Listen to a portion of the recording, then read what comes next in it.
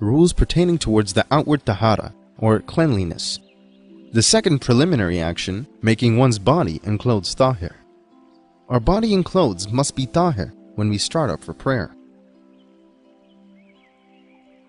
We should perform the prayer over again if we forget that our clothes or body were najis, and we remember this in our prayer or after our prayer. If the time of prayer is over, we must make up that prayer.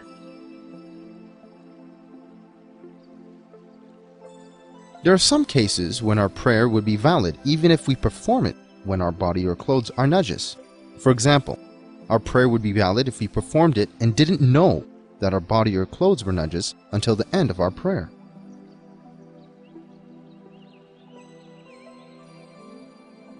There is no problem in praying when one's body or clothes are najis if one doesn't have a choice. For example, when we are in an extremely cold place and we don't have a place where we can make our clothes tahir.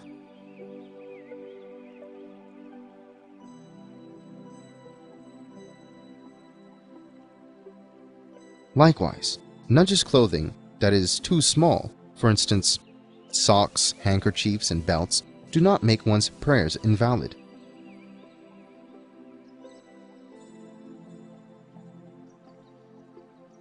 In addition, there are two cases where it is permissible to pray with blood on one's body or clothes.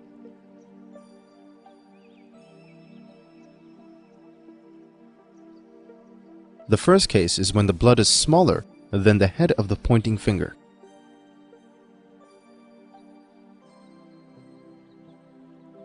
This ruling only applies to blood, so if water or pus is mixed in with the blood, one must make it tahir.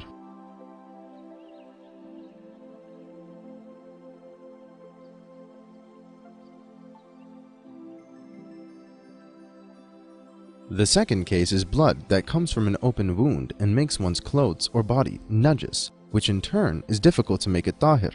In this case, one can pray in this state until the wound heals.